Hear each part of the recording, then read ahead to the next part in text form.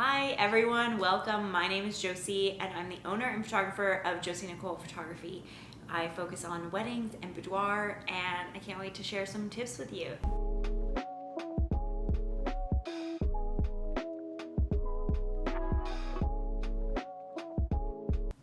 What's up everyone? I'm so stoked to be here.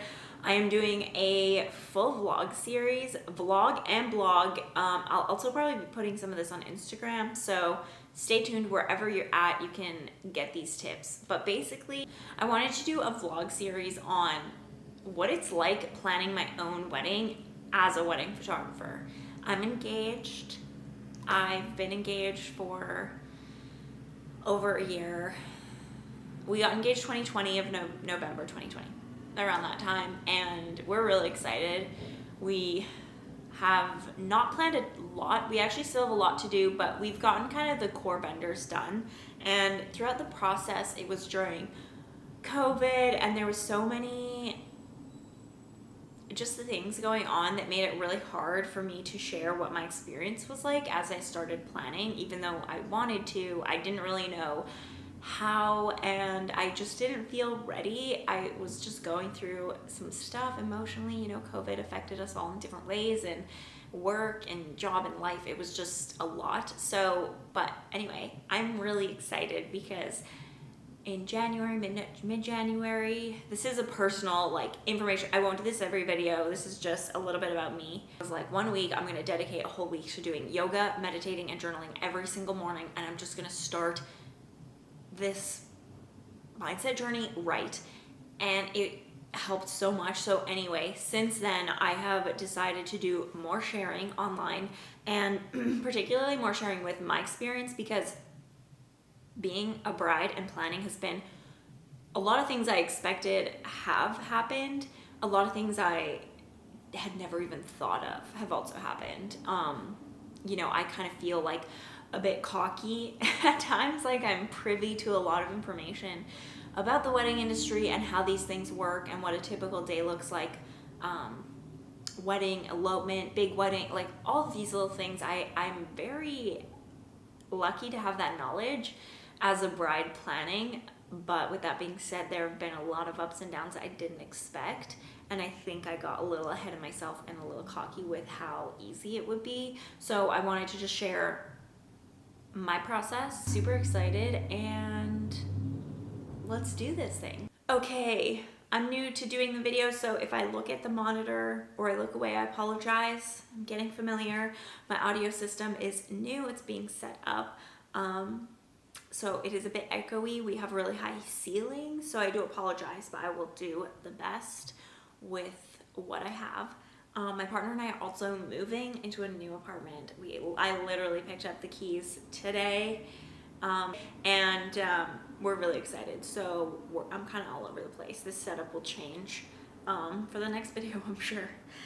But because we have been engaged for so long, and because we've been planning for months now, we signed our contract with the venue,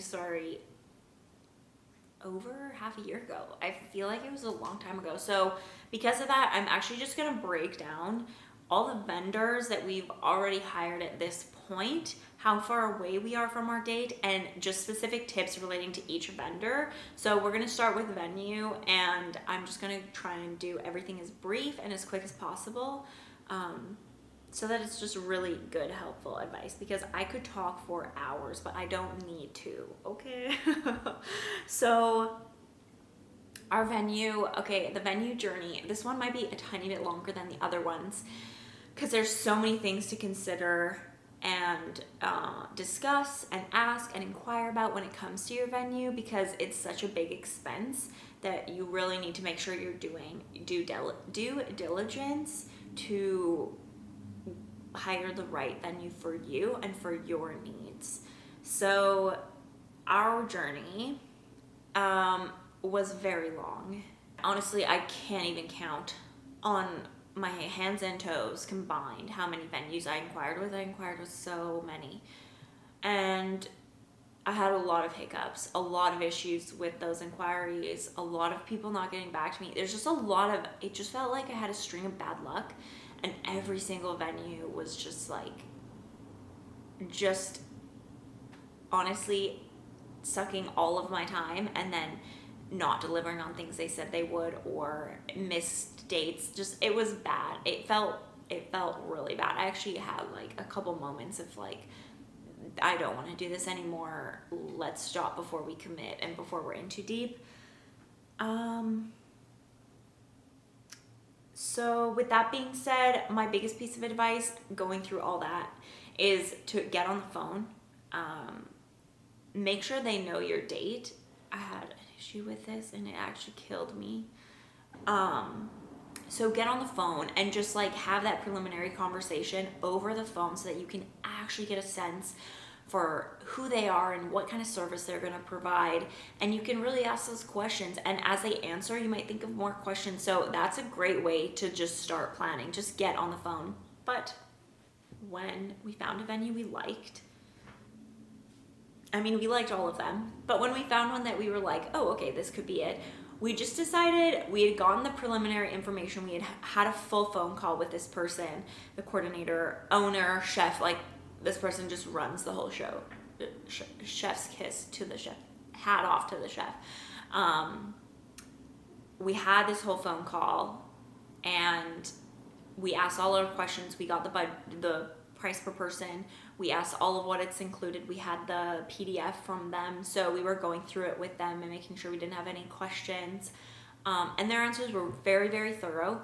So because that was such a good conversation, we actually just, instead of going ahead and booking or going through more emails and questions, and we just made a road trip to the venue and we did a walkthrough with the owner. And if you have time, if you can do this, I cannot recommend it more. We thought of so many questions we hadn't asked once we actually saw the layout of the space, and they started telling us about the washrooms and why the tent is set up where it is and where the entrance to the tent is going to be and how that correlates to the smoking place and how old the trees are on the property. Like just everything that I wouldn't even think of, that wouldn't even deter or contribute to me booking them, but was very, very, very calming and relaxing to have that information. Having that was huge. Oh my gosh, it made us both feel at ease. We felt taken care of. So if you can do a walkthrough, I 100% recommend it. Yeah, those are the core tips for venue. One thing is to really be super clear on what you want from your venue. Do you want venue to include everything? Servers, bartenders, chairs, linens, tables, setup, takedown, everything. I mean everything. Or do you want your venue to be your perfect visual landscape to decorate yourselves? Do you want that creative liberty, that creative freedom? Sure, our venue has the chairs included for us and we want that, and they set it up for us and that was our priority, but we don't have a say over what those chairs look like. And not gonna lie, they're not that pretty. Like the chairs are very generic lawn chairs. They are not anything special to look at. So that's something that we don't really care about. But if you care about certain things like that, get really clear on that, because once we saw the space and looked at photos, we knew, right? So have those conversations early on with your partner about what involvement you want your venue to have, how high end you want it to feel, or what are your priorities for it. So ours were that it was outside, lots of space for guests to roam and have fun. And then we wanted our bridal party and or like immediate family and like at least core group of people to be able to stay on site. So those were our priorities. So obviously we found a venue that checked those boxes. So get clear on your priorities is huge, because you'll be able to ask the right questions and all that stuff. Basically, those are my tips for finding a venue. Comment below if you have any questions. If you found anything similar or different, what was your experience like? I'd love to hear your thoughts and your experience, because ours was very tumultuous to say the least, but we have our venue booked and we love them and we're so excited. Oh, the venue's amazing. We're really jazzed with the direction we went. Okay, the next thing we hired is a DJ, and for the DJ, I don't have a ton of advice. We found our DJ through the recommended vendor list on our venue's website, And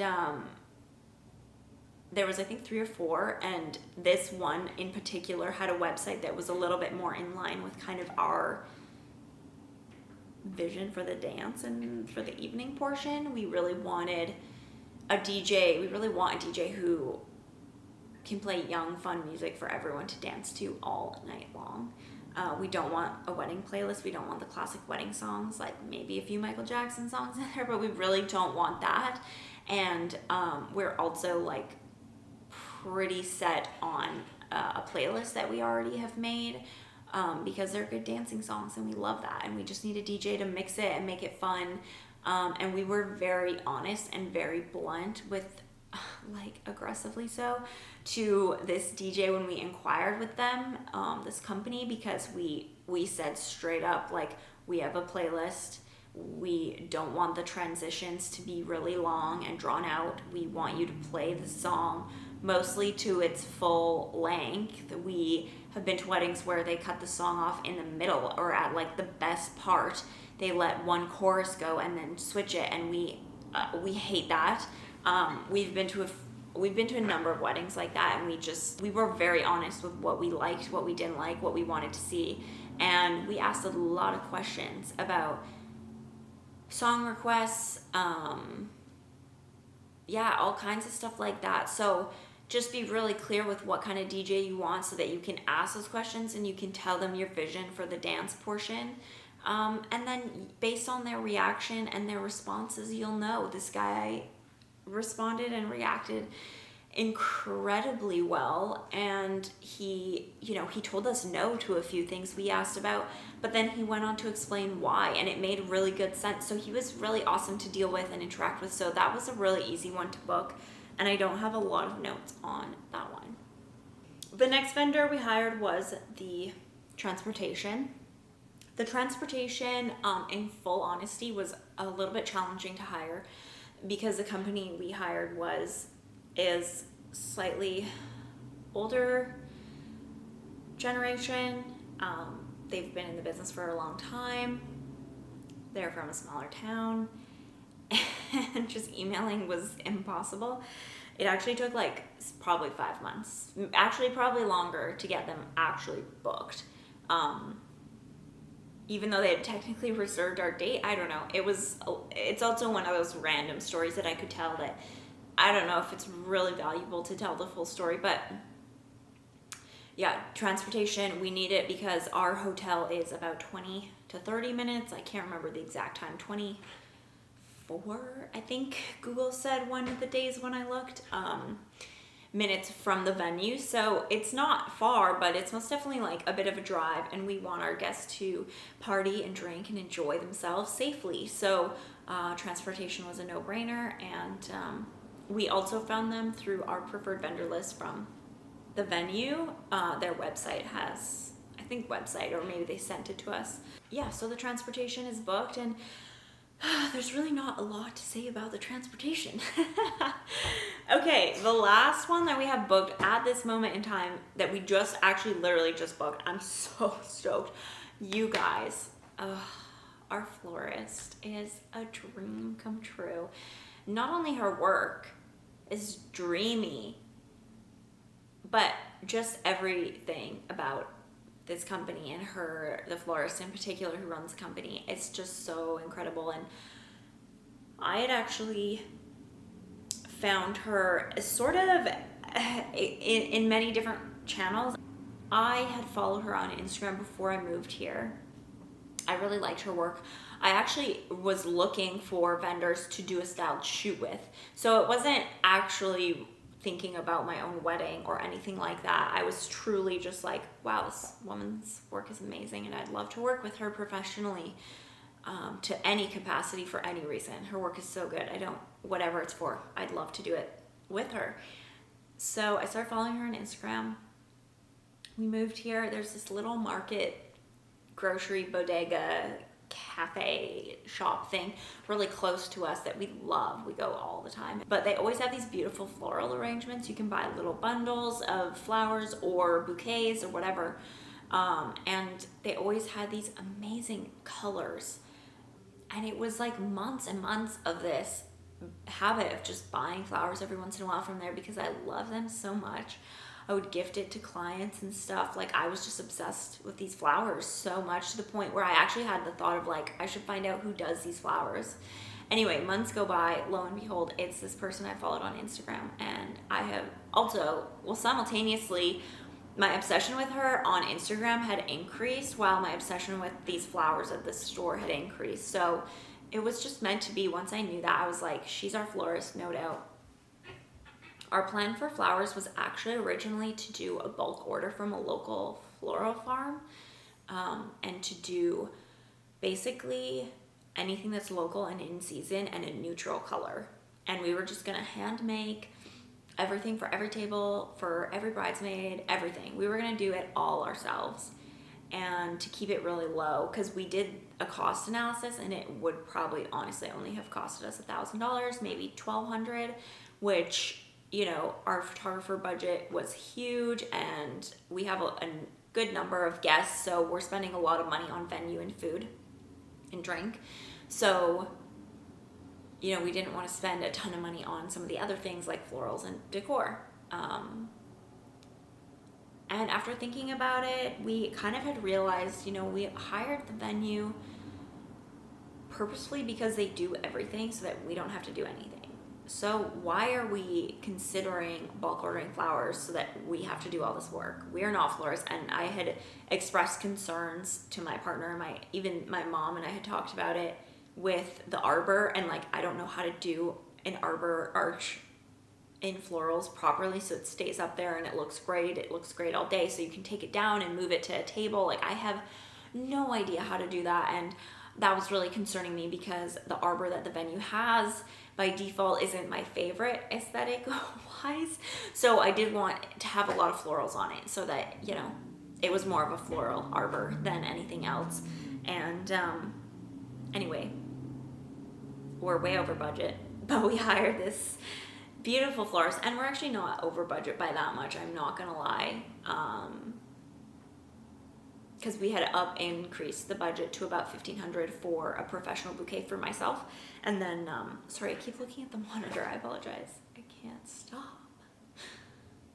So yeah, anyway, and it just came at the perfect time, and this florist was just so perfect for us because we had a few inquiries with other florists just to get some feelers out there. You know, my concerns were growing, and I had the thought of, you know, I don't want to do my own bouquet because I am not a professional. I can do, sure, a table bouquet probably very easily, but I must definitely, you know, I am not a florist. I am not a professional.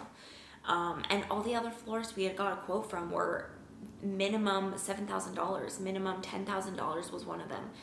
One of them was minimum $5,000. We were just kind of like, okay, we can't stretch our budget that much. You know, we're flexible, but not that flexible. So the timing was perfect because yes, we're over budget for florals, but it's with a florist that we love. Her work is so dreamy and so perfect, and it resonates with me and my personality, and Jake loves the colors that we've selected as well. So we're both just really happy and really excited. And the only thing I would say about inquiring with a florist is, yeah, I don't have any tips really because it was such an easy process for me. So maybe the bad luck with the venue made up, you know, like that was the karma, you know, I had it balanced out in that way. Tips though, I would say flowers can really change a mood. Flowers can create, an intimate mood, a soft mood, a loud mood, a party mood. It can really affect the mood, and you'd be surprised. Like, they really can. The colors, the extravagance of them, the size of them, the etherealness. Like, if there's like really cool artsy pieces going on all over your venue, it completely changes the energy of the room and the energy that you feel within the room. So I would just say, make sure you're reaching out to florists that you feel align with what kind of energy you're gonna want. If you have a really fun, chill, happy night with all your closest people, it's a little bit more intimate, you know, going with something smaller, maybe less colors, maybe more subtle thing like that can fit that mood. And another thing with flowers, I would say, for me as an artist, like, this is not my tip. This isn't a piece of advice from a wedding professional. This isn't a piece of advice from a bride-to-be. This is a piece of advice as a creative person. Florals, and actually anything you get for your wedding that's more creative. The world is your oyster. Like, there is no limit. Be creative. Do something different. People are so set in this mindset nowadays with Instagram of things having to look aesthetic and things having to look perfect so that in 10 years their Instagram feed is less outdated than it could have been. But let me tell you one thing. If you look at what different generations are wearing, take fashion as an example. Younger generations in particular, now I think do it a lot more. They mix and mash these like 90s, early 2000s, 80s, modern, like into one outfit, and it looks weird and cool, and they pull it off somehow, but it's weird and abstract. And I just feel like that's what weddings are. And I feel like if you don't show your personality in your wedding, you're doing it wrong. If you don't open up your creative ideas and your creative box for your wedding, you're doing it wrong. And the reason I think that is because no matter what, you're going to look back and probably not love every detail, but it's also a true reflection of you in this really unique moment in time in your life. And that's my number one tip of it all. Like, man, if you want neon pink, you want a neon pink photo wall, you want a neon pink light up sign, you want disco balls everywhere, which disco balls are becoming really trendy. Do it. Honestly, people put themselves in a box. They think that their guest book has to look a certain way, their card box has to look a certain way, their ring box has to look, all these boxes have to look a certain way, their dress, their colors, their color scheme.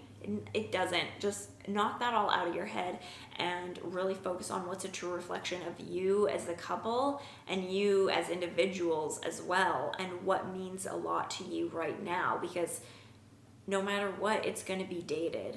It's going to be dated. So don't worry about it being dated. Lean into it. So be you. Be yourself. That's the number one piece of advice. The next video will be hiring hair and makeup artists, bridal party details, and kind of how we're navigating that whole thing. What are bridal party wears? Do they pay for it? Do we pay for it? It's been a process. It's been ongoing for months, and I'm finally starting to get somewhere with some of these decisions, so that will be the next video for y'all. But yeah, I hope you enjoyed this. I hope you found it helpful. That's literally all I have on my notes. So thank you for watching. Subscribe, like, comment your questions, your thoughts, and happy planning.